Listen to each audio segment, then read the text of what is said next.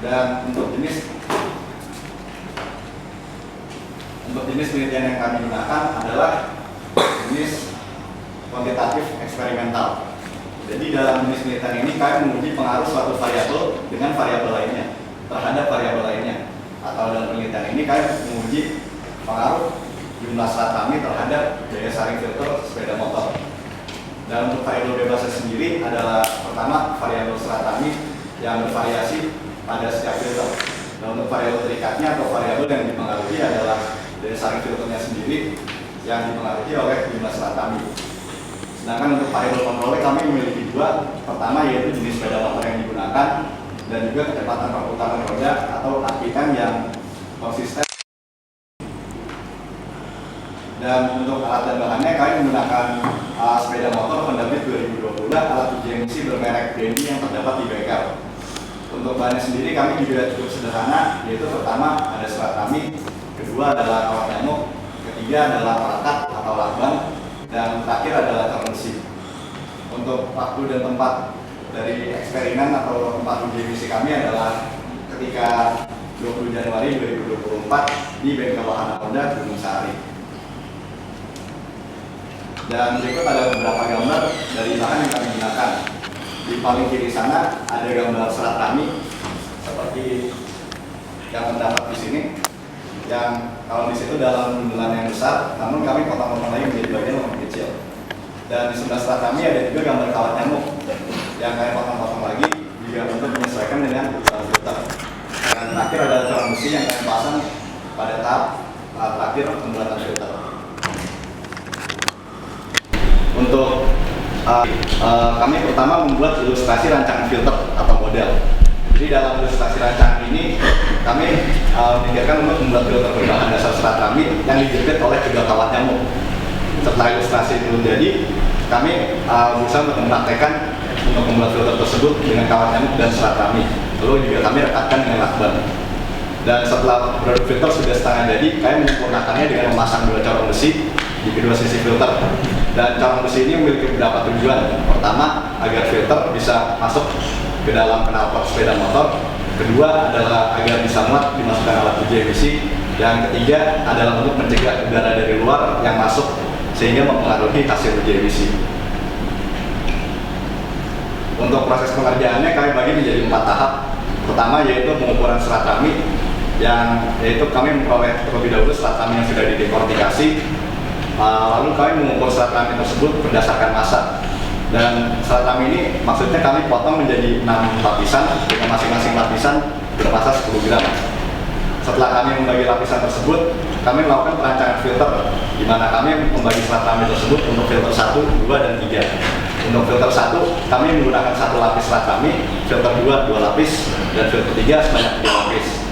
Setelah itu kami melakukan kompresi serat kami, rekatkannya dengan lakban, dan terakhir adalah memasang corong besi pada kedua sisi. Dan ketika filter sudah jadi, kami melakukan uji emisi di bengkel. Dan uji emisi pertama kali dilakukan pengujian kontrol pada motor, atau pengujian ini dilakukan tanpa menggunakan filter untuk mengetahui berapa jumlah emisi motor tanpa filter. Setelah itu kami memasang filter 1 pada knalpot motor dan dites sebanyak 2 kali. Untuk filter 2 dan 3 juga dilakukan uji emisi sebanyak 2 kali. Setelah kami memperoleh data dari hasil uji emisi, kami memasukkannya ke dalam tabel dan melakukan analisis secara komparatif. Dan ini adalah tabel yang kami gunakan untuk memasukkan data hasil uji emisi kami. Bisa dilihat di baris kontrol pertama adalah hasil pengujian tanpa menggunakan filter. Lalu untuk di filter 1, 2, dan 3 masing-masing diuji sebanyak 2 kali. Lalu kami rata-ratakan untuk mempermudah pengolahan data. Untuk hasil pengukuran yang kami data ada 3, yakni CO dalam satuan persen volume, CO2 dalam satuan persen volume juga, dan juga HC dalam satuan ppm. Untuk selanjutnya akan dijelaskan oleh teman saya Bijak. Baik, terima kasih Bara atas penjelasannya. Sekarang saya ingin melanjutkan dengan menjelaskan hasil penelitian yang kami peroleh. Berikut adalah gambar dari hasil struktur GMC yang kami peroleh, di mana pada pelaku kontrol seperti dikatakan oleh teman saya Baran hanya dilakukan sekali, sementara pada penggunaan filter dilakukan sebanyak 2 kali percobaan. Sebenarnya pada struktur emisi di sini ada banyak sekali data yang diukur, misalnya dari panas ambien, panas oli, kadar CO, dan masih banyak lainnya. Akan tetapi, hal yang kami akan ukur dan analisis adalah gas CO, emisi CO2, dan HC, di mana kami dapat menganalisis kemampuan filter berbahan dasar serat kami dalam menyaring emisi-emisi tersebut. Dan berikut juga adalah gambar dari hasil struktur uji emisi filter 2 dan 3, di mana pada masing-masing percobaan pada kedua filternya memiliki kemiripan antara data CO, CO2, dan HC yang menunjukkan konsistensi antara kedua percobaannya. Sekarang saya ingin menjelaskan pengukuran data yang pertama, yaitu pengukuran CO. Sebenarnya pada uji emisi ini ada dua macam CO yang diukur, yaitu pertama CO murni dan yang namanya CO correction. Mengapa begitu? Jadi ada masalah pada pengukuran CO saat uji emisi, yaitu CO ini diukur dalam satuan persen volume. Maka dari itu, jika ada kebocoran oksigen atau senyawa-senyawa lain yang masuk ke dalam knalpot sepeda motor, hal tersebut akan memengaruhi pengukuran CO yang diukur dalam persen volume dan menurunkan persen volume tersebut. Maka dari itu, CO murni yang didapatkan pada awal pengolahan uji emisi akan diperhitungkan kembali oleh mesin sehingga mendapatkan data yang namanya CO correction agar dihitung seolah-olah tidak ada kebocoran oksigen ataupun senyawa-senyawa berikut yang lain yang masuk ke dalam knalpot. Maka yang ditampilkan pada presentasi ini adalah data dari CO correction yang sudah akurat. Dapat dilihat bahwa pertama-tama motor mengeluarkan emisi CO sebanyak 0,86% volume dan pada pemasangan filter mengalami penurunan pada pengeluaran tersebut. Begitu juga dengan pemasangan pada filter yang lebih tebal. Pada filter 2 dan 3 dapat dilihat juga dan diperjelas pada grafik bahwa penurunan yang dialami pada emisi CO ini mengalami penurunan yang konsisten dari filter 1 sampai dengan filter 3. Hal ini menunjukkan bahwa semakin tebal filter serat rami yang digunakan, maka semakin besar pula penurunan dari pengeluaran emisi CO dari sepeda motor. Berikut adalah pengukuran data yang kedua, yaitu pengukuran HC. Pengukuran HC ini unik dan berbeda dibanding pengukuran CO tadi, karena pertama, HC ini seperti disebutkan tadi, diukur dalam satuan ppm atau parts per million, di mana satuan tersebut jauh lebih kecil dari satuan persen volume, sehingga satuan tersebut dapat diukur secara akurat oleh alat uji emisi dan tidak perlu diperhitungkan kembali oleh mesin. Dapat dilihat juga pada tabel, pertama-tama motor mengemisikan sebesar 360 ppm dari hidrokarbon tersebut, dan pada pemasangan filter pertama, filter tersebut menunjukkan penurunan yang sangat besar sehingga tidak sampai dari sepertiga awalnya. Akan tetapi bedanya dari pengukuran CO, pada pemasangan filter yang lebih tebal, pada filter 2 dan 3, dilihat dari tabelnya bahwa penurunannya tidak signifikan. Diperjelas lagi pada grafiknya tersebut bahwa penurunan yang besar hanya terjadi pada filter 1. Sementara itu, pemasangan filter yang lebih tebal pada filter 2 dan 3 tidak menunjukkan penurunan yang signifikan. Terakhir adalah pengukuran CO2. CO2 ini hanya menjadi data pendukung dari penelitian kami. Alasannya adalah masalah yang juga dialami pada kasus pengukuran CO, di mana CO2 ini diukur dalam satuan persen volume. Bedanya dengan CO, persen volume ini atau pengukuran data CO2 yang murni ini tidak dapat diperhitungkan kembali oleh mesin. Alasannya adalah karena CO2 ini tidak dianggap sebagai senyawa seracun CO ataupun HC, sehingga pemerintah pun pada uji emisi hanya membatasi emisi dari CO dan HC. Makanya CO2 dapat dilihat dari tabelnya mengalami penurunan yang tidak konsisten. Hal ini terjadi karena kebocoran oksigen ataupun senyawa lain yang masuk ke dalam knalpot kendaraan bermotor sehingga mempengaruhi hasil yang diperoleh, dan juga yang kedua, tidak adanya correction mesin yang memperhitungkan kembali hasil yang diperoleh seperti pada kasus CO. Makanya penurunannya tidak konsisten. Berdasarkan data dan analisis yang kami peroleh, kami dapat menjawab tujuan penelitian kami dan menyimpulkannya dalam dua poin. Yang pertama, serat rami berhasil digunakan sebagai filter emisi sepeda motor, di mana filter tersebut berhasil untuk menyaring emisi dari CO dan HC. Dan poin yang kedua adalah jumlah serat rami yang digunakan pada suatu filter akan berpengaruh terhadap daya saring filter emisi sepeda motor tersebut, di mana semakin besar massa yang digunakan pada suatu filter serat rami, maka semakin besar pula penurunan dari pengeluaran emisi CO dan HC-nya. Terakhir adalah saran-saran dari kelompok kami untuk penelitian selanjutnya. Bagi penelitian selanjutnya, serat rami yang digunakan dapat diberikan perlakuan senyawa alkali untuk memperkuat strukturnya agar menjadi lebih kokoh dan kuat. Dan juga yang kedua adalah perancangan produk filter serat kami harus dipastikan disusun secara lebih rapat agar dapat meminimalisir faktor-faktor eksternal seperti kebocoran oksigen ataupun senyawa-senyawa lainnya yang mungkin dapat masuk ke knalpot sepeda motor, sehingga penelitian dapat mendapatkan hasil yang paling akurat. Berikut adalah sumber-sumber yang kami gunakan selama proses penelitian kami. Sekian dari kelompok research paper 46. Terima kasih semuanya atas perhatiannya dan mohon maaf jika ada salah kata. Saya serahkan waktunya kembali kepada moderator.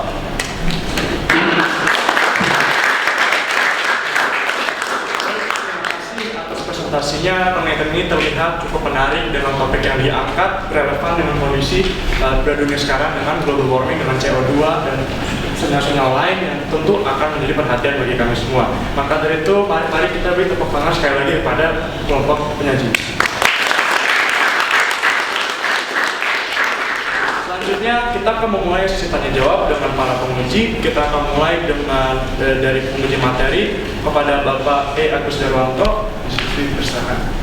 Baik, terima kasih moderator. Selamat sore Bu Bapak, juga presenter dan juga para kanisian yang hadir serta undangan siapapun dari manapun. Terima kasih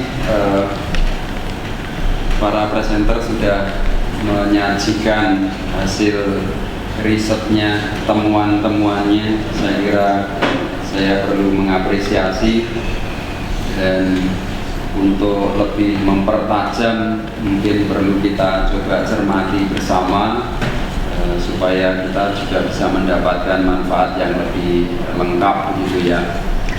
Oke, pertanyaan saya yang pertama itu mengacu pada halaman 5 dan 6 soal dimensi. Soal dimensi, di situ ada ukuran 16 cm, 14 cm, tetapi tidak disebutkan berapa ketebalannya. Maka pertanyaan pertama yang gampang-gampang saja, berapa sih ketebalannya itu kok tidak disertakan di situ? Itu dulu, coba dijawab dulu dari yang sudah kalian kerjakan. Itu berapa sih dimensi ketebalannya, ukuran ketebalannya? Karena kalau mengacu di halaman 6 hasil dan pembahasan, Anda hanya menyebut masanya 10 gram, 20 gram, dan 30 gram, betul ya? Oke, jadi silakan disampaikan dulu berapa ketebalan filter yang Anda buat itu. Terima kasih. Baik Pak, terima kasih atas pertanyaan yang menarik. Sebenarnya untuk variasi ketebalan pada filternya, serat rami itu kan sebenarnya sangat tipis dan merupakan helai-helai gitu.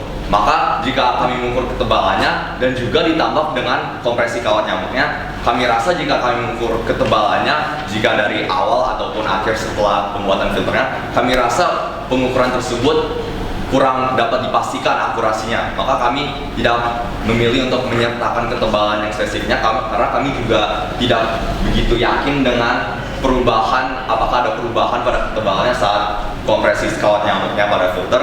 Dan juga kami mengacu lebih kepada masanya, karena pada setiap lapisan masanya kurang lebih sama, dan juga lapisannya tersebut memiliki ketebalan yang kurang lebih sama juga karena potongannya simetris. Begitu Pak jawabannya. Baik, terima kasih. Saya tidak yakin ketika Anda mengukur masanya betul-betul 10 gram, betul-betul 20 gram, dan perfect 30 gram. Saya tidak yakin itu. Tetapi oke, bahwa Anda sudah mengerjakan, tadi sudah disebutkan kira-kira gitu ya. Jadi menurut saya kurang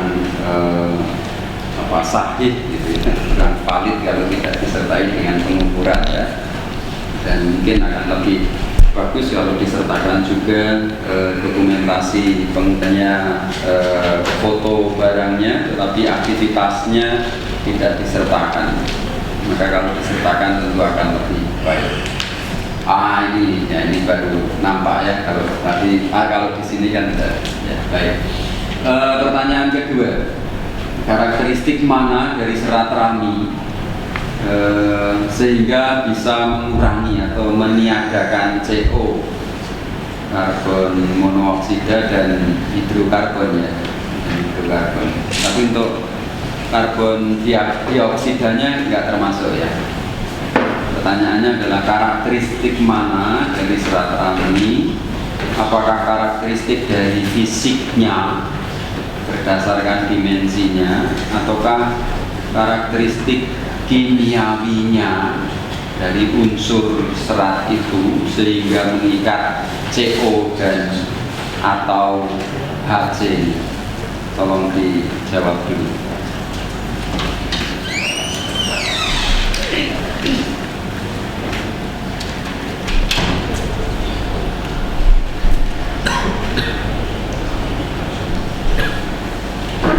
Baik Pak, terima kasih atas pertanyaannya. Izinkan saya menjawab. Untuk dari bagian karakteristik mana yang bisa mengurangi emisi CO dan HC? Yang pertama dari ini gambarnya ini. Jadi kan ini pori-pori serat raminya cukup tebal, cukup rapat Pak. Jadi dibandingkan kan kalau dari penelitian relevan yang pertama dibandingkan dengan serat ijuk dan sabut kelapa, pori-pori serat rami memiliki kerapatan selulosa yang paling tinggi. Juga dapat tunjukkan dari ini Pak, average ultimate fiber diameter. Jadi diameternya paling besar dibandingkan serat lainnya Pak. Oke, maka bisa dilanjutkan pertanyaannya. Anda menyusun serat raminya itu seperti apa? Kalau satu lapis itu apakah serat raminya itu hanya mengarah kepada satu arah? Misalnya ini tadi kasa, kemudian kalian Anda taruh serat raminya begini, hanya mengarah satu arah. Ini kan ada batang-batang serat rami itu toh, meletakkannya, menyusunnya seperti ini saja, atau juga ada yang melintang atau bagaimana? Searah. Hah? Searah. Searah. Ya. Oke. Kalau searah, maka bagaimana kamu memastikan bahwa antara serat dengan serat yang lain ini tidak bolong? Maksudnya apa ya? Memastikan bahwa itu sungguh rapat, ya, sehingga tidak terjadi kebocoran tadi. Atau kalau berdasarkan ini kan potongan melintangnya diameternya sekian itu, maka nyusun di atas kasanya kan bisa saja satu arah, katakanlah arah timur barat, kemudian arah utara selatan. Ini tentu akan berdampak beda kalau hanya satu arah. Ya, jadi kalau disusun dengan tadi juga ada yang melintang, ada yang tegak lurus, tentu akan memberikan konsekuensi yang berbeda dari struktur ini.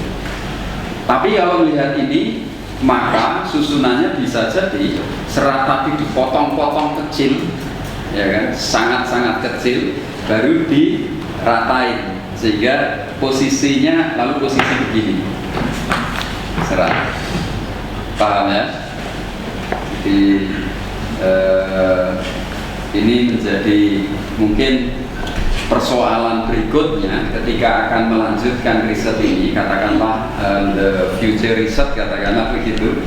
Karena kalau saran saya sebenarnya kurang sependapat dengan saran, tetapi lebih baik future research begitu ya. Riset yang mungkin ke depan akan Anda lanjutkan itu dengan menyusun strukturnya tadi itu tidak hanya satu arah, tetapi dengan arah yang berbeda, atau bahkan dengan potongan-potongan yang penampang lintangnya itu yang nanti menjadi penghalang gitu. Maka tadi sudah dijawab, berarti hanya satu arah ya. Oke, lalu yang menyebabkan tertahannya CO dan HC itu tadi, apakah karena karakteristik fisiknya atau kimianya? Fisiknya. Oke, jadi makanya tidak ada reaksi kimia di papermu ya. Iya. Oke, baik. Jadi dari segi fisiknya. Begitu. Pertanyaan kedua. Lalu koreksi halaman 6 menurut saya, karena Anda menyertakan tabel kosong, mungkin perlu dikoreksi, tidak perlu lagi. Ya, ini dihapus saja. Kenapa? Karena ini sudah laporan, bukan proposal. Kalau proposal memang Anda perlu menyertakan tabel sebagai panduan, nanti Anda mengukur apa, dimasukkan di mana itu, lalu sangat membantu. Tetapi kalau sudah laporan, ya ini nggak perlu. Wong Anda sudah membuat di belakang ini kok, ya kan, sudah diisikan. Gitu. Itu yang ketiga. Catat ya, untuk perbaikan. Baik. Lalu yang keempat, masih berapa lama waktu saya? Masih 2 menit 30 detik. Ya udah, Pak, saya lanjutkan. Tadi susunan bisa tak lewati, saya lewati untuk memastikan bagaimana tadi susunannya, yakin rapat ya. Oke, dokumentasi juga sudah. Mungkin saran saja, di copy stroke katakanlah itu bisa di highlight gitu ya, dikasih tanda di stabilo atau apa gitu ya, supaya karena ini kecil-kecil Pak Agus nggak bisa baca. Ya, bagian mana gitu yang menjadi penting. Oke. Mungkin 2 pertanyaan lagi. Apakah Anda bisa melihat perbandingan dengan filter lain? Seberapa efektif filter Anda ini? Itu yang berikutnya. Terakhir,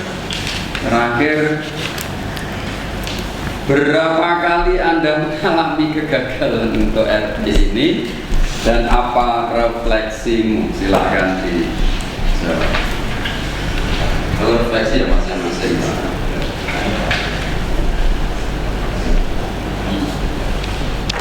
Baik, terima kasih Pak atas pertanyaannya. Saya akan menjawab yang apakah aktivitas serat kami dibanding dengan bahan lain.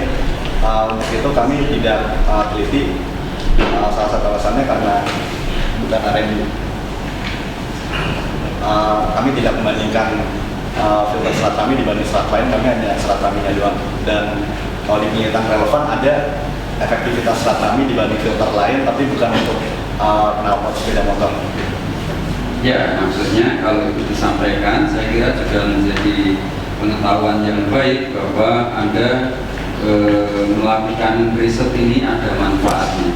Orang bisa menjadi tahu, kalau filter pabrikan yang dijual bebas itu sekian persen, sedangkan filter kami yang murah meriah sekian persen misalnya. Lalu bisa ada komparasi setidak-tidaknya ya. Gitu. Silahkan yang terakhir tadi masing-masing ya. Untuk refleksi, tapi untuk berapa kali Anda gagal itu cukup 1 orang saja mewakili. Silakan. Oke Pak, terima kasih atas pertanyaannya. Jadi saya ingin mulai dengan refleksinya dulu. Jadi saya merasa senang karena dari semester lalu kami dapat membuktikan bahwa dari kerja keras dan kerjasama kami dapat akhirnya menghasilkan sesuatu yang ada datanya, dan kami merasa senang bahwa ternyata berhasil. Karena pada awalnya itu kami benar-benar bingung apakah ini bisa terjadi, dan bahkan pemilihan topiknya pun pada awalnya juga agak bingung, ini kita mau mengujinya bagian mana dan apanya gitu. Untuk kegagalannya kurang lebih paling banyak dirasakan pada perancangan filternya, di mana sebenarnya perancangan filternya boleh ke slide yang filter jadi.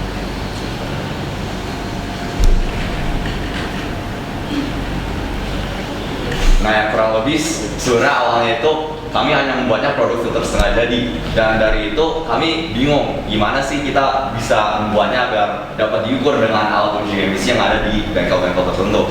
Maka dari itu, pertama kali ke bengkel, habis itu ternyata ini nggak bisa, harus dimodifikasi lagi. Terus kami menerima masukan juga, terus kami modifikasi lagi dengan corong besi. Ternyata corong besinya ukuran bolongannya itu masih salah, jadi harus ulang lagi, modifikasi lagi corong besinya. Makanya itu kalau dilihat corong besinya itu ada satu bagian yang dipotong itu biar alat uji emisinya bisa masuk sesuai dengan ukurannya tanpa ada kebocoran. Dan kami juga mengubah beberapa kali untuk sepeda motor dan uji emisinya sehingga ya kurang lebih paling banyaknya itu di rancangan filternya karena dimodifikasi terus berdasarkan mana yang sesuai, mana yang bisa diukur dan mana yang tidak bisa diukur begitu Pak.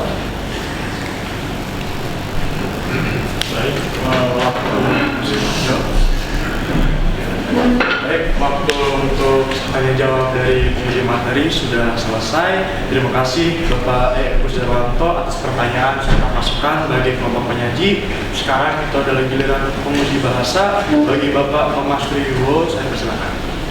Baik, terima kasih waktunya. Saya kira biar diselesaikan dulu refleksinya ya, karena kan satu-satu. Jadi akan pengalamannya. Baik, kalau dari saya pribadi refleksinya yang paling saya dapatkan dari synthesis paper ini adalah kerjasama, dan hal ini menurut saya paling nampak ketika tiap kali kami bertemu, kami masing-masing itu punya kebingungan sendiri gitu. Tapi kami bertiga bisa belajar untuk mengeluarkan ide kami dan menyatukannya sehingga bisa jadi sesuatu yang istilahnya mantap gitu. Dan menurut saya itu pelajaran paling berharga yang bisa saya dapat dari bulan MNP ini. Terima kasih. Baik, kalau dari saya refleksinya awalnya saya dengan Badan Micer ini dibilang teman dekat banget, ya nggak juga sih sebenarnya Pak. Jadi kami ini teman, cuma dibilang sedekat banget, ya nggak juga Pak. Jadi cuma sekelas untuk kelas 10, kelas 11, kelas 12, terus sebenarnya banyak orang bingung kenapa saya sekelompok sama Micer sama Baran gitu. Misalkan kan saya punya yang lain misalnya yang bisa saya pilih, cuman saya pilih dengan mereka, saya coba lebih dekat lagi dengan mereka, ternyata mereka juga mudah untuk bergaul dan akhirnya kami semua bisa melewati kesulitan ini untuk mengembangkan ide kami dan juga akhirnya bisa sampai ke pembuatan filter yang memang berulang kali mau bergaul, komunikasi yang baik dan terakhir kerja keras dan pantang menyerah. Baik ya, kami sudah memberikan refleksi giliran saya, memberikan beberapa masukan nantinya. Tapi pertama-tama saya ingin memberikan apresiasi terlebih dahulu. Presentasi kalian sangat luar biasa, lebih lengkap saya kira dibandingkan apa yang tertulis di sini. Sehingga saya lebih mudah untuk memahami proses pembuatan filter dan juga dinamika yang terjadi di kelompok kalian. Pertama-tama saya ingin bertanya terlebih dahulu, sebetulnya apa sih tujuan dari penelitian ini?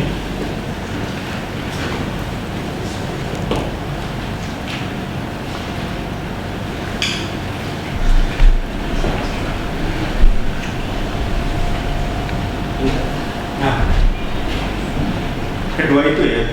Ya, jadi sayang sekali kalian lupa memberikan penjelasan terkait dengan tujuan penelitian di pendahuluan. Silakan nanti untuk itu dituliskan di sana. Saya tadi berusaha mencoba mencari tujuan penelitiannya ada di mana begitu ya. Karena itu akan menjadi langkah awal ketika nanti juga melihat kesimpulan dari penelitian kalian. Nanti silakan.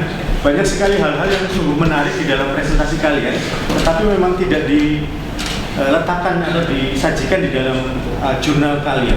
Saya mungkin ada di halaman 4 di bagian kalau yang paragraf pertama yang kedua jurnal tersebut dapat digunakan untuk penelitian ini. Ya, karena itu ambigu sekali, karena pada paragraf sebelumnya kalian menjelaskan terkait dengan jurnal rujukan. Ya, jadi itu nanti agak dipisahkan. Saya pikir itu tadinya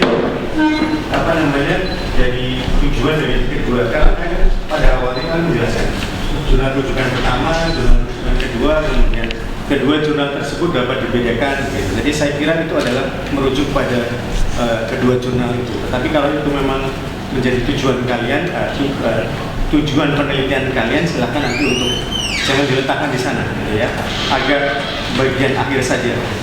Jadi itu tidak akan langsung dengan jurnal rujukan kalian. Begitu. Berikutnya adalah terkait dengan abstrak. Nanti juga mohon dilengkapi terkait dengan tujuan juga belum ada di sana, dan juga metode penelitian yang kalian lakukan. Tadi kalian menggunakan kuantitatif eksperimen ya. Silakan nanti itu juga disebutkan di dalam jurnalnya sebagai metode yang kalian gunakan.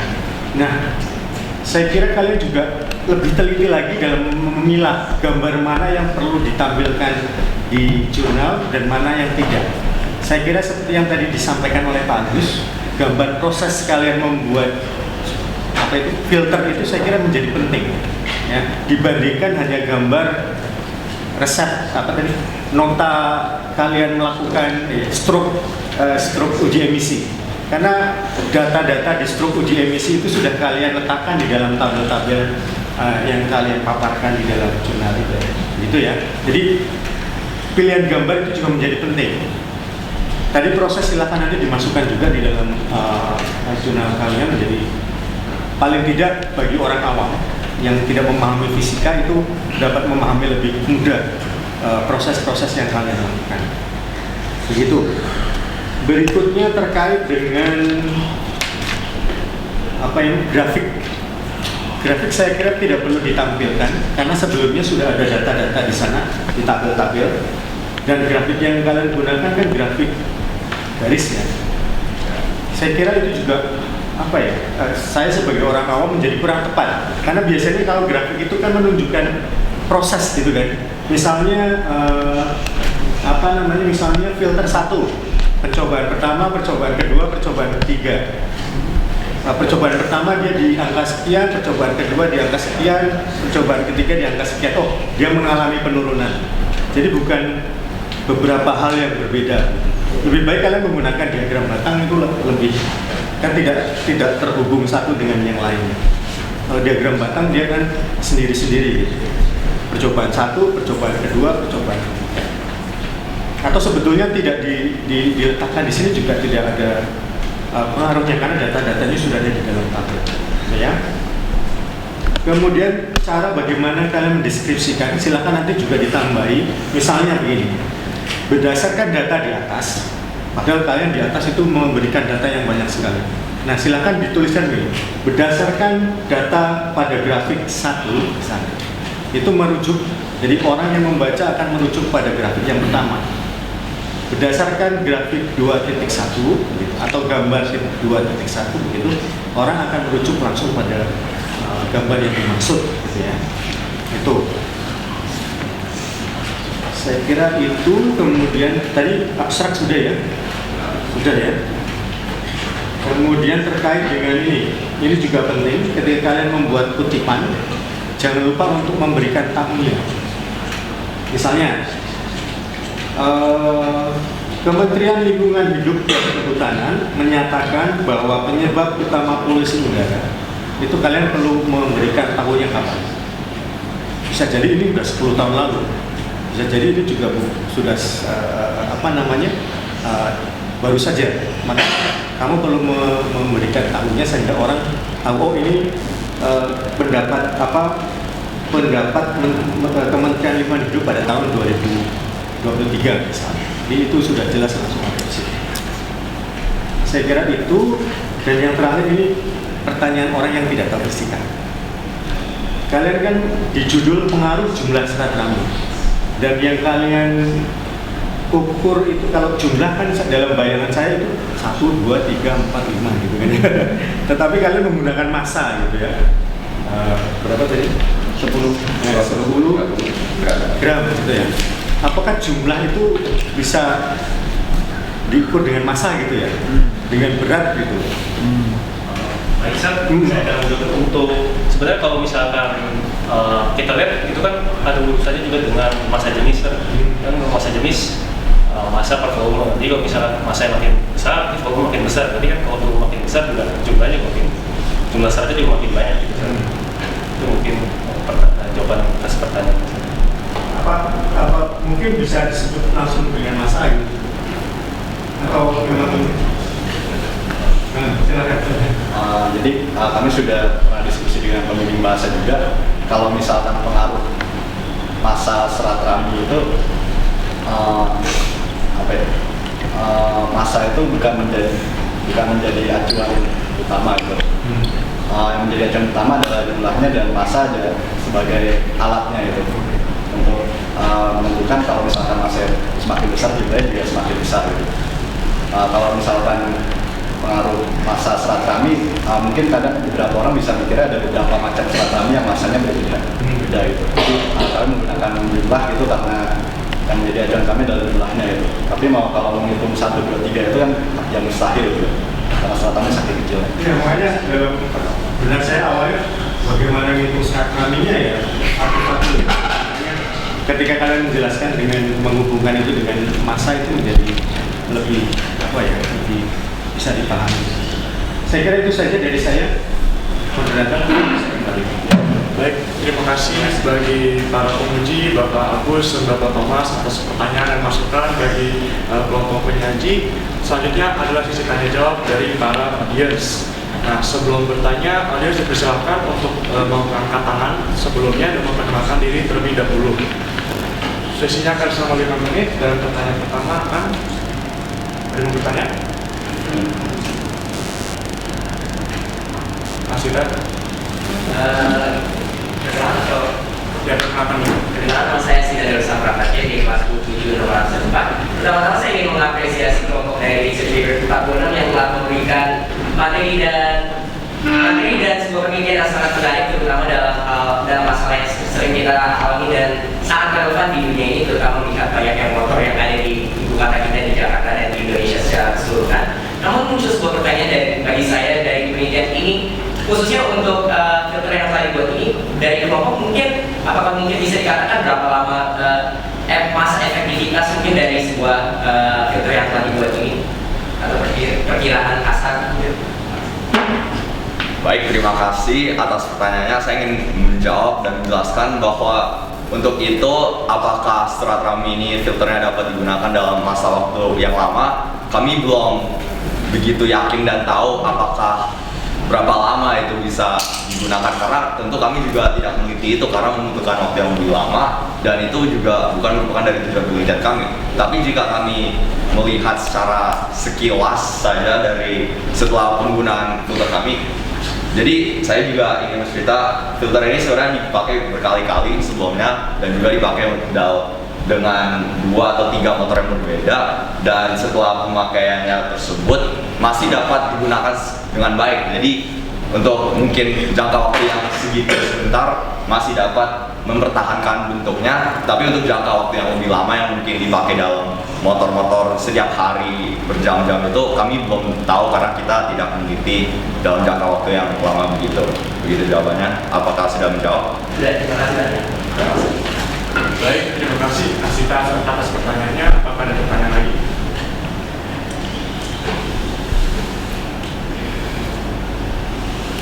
Dari orang tua mau Baik, bila tidak, mungkin kita langsung masuk saja ya ke sesi tanggapan dari orang tua. Oh, belum. Ada yang mau bertanya apa ya? Ya, mungkin saya terima kasih atas kesempatannya. Ya, saya Ayah dari Michel. Pertama saya juga saya apresiasi kegiatan ini yang menurut saya sangat bagus. Ya, ini yang salah satu bedanya antara Canisius sekarang dengan Canisius zaman dulu ya. Jadi kebetulan saya juga di sini waktu SMA. Jadi ini saya lihat kegiatan yang research paper ini tentunya berguna bagi anak-anak dalam hal mendalami suatu masalah, suatu metodologi, melakukan research. Tadi juga dari sharing juga Andy bilang ya dari aspek sosialnya even juga jadi suatu hal yang positif ya, yang tadinya nggak gitu dekat tapi dengan ada kegiatan kelompok bersama ini bisa lebih saling mengenal. Ya tadi juga masukan-masukan dari Bapak baik dari sisi teknis maupun bahasa juga ini ya, itu aja. Apresiasi juga ya buat tim kerja kerasnya. Terus terang saya juga baru tahu kalau kegiatan ini ada bikin filter seperti ini, jadi saya juga nggak tahu waktu itu Michel juga ada taunya pergi mau research paper nggak ngeliat, baru sekarang ngeliat hasilnya. Itu aja. Mungkin juga selamat juga udah menyelesaikan ini, mudah-mudahan dapat hasil yang baik. Oke, terima kasih atas tanggapannya. Apakah ada lagi yang mau memberi tanggapan?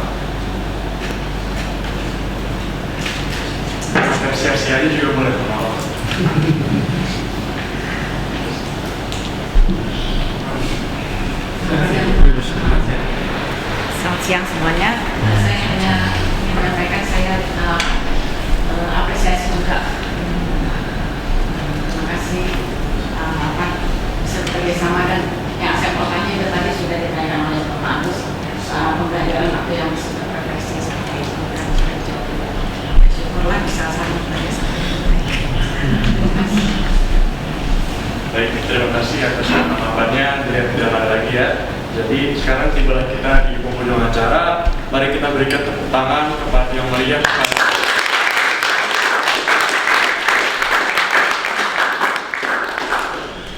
Nah, kami Raja Belakang Panjaitan dan Raja Jadi Emmanuel Sulinyo selaku moderator dan konsumen terima kasih atas perhatian dan kerjasama para hadirin semua. Kami juga mohon maaf apabila ada perkataan maupun perbuatan kami yang kurang berkenan di hati para hadirin selama sesi ini berlangsung. Semoga ilmu yang kita dapatkan pada sesi hari ini dapat bermanfaat bagi masa depan kita dan sampai jumpa lagi di lain kesempatan.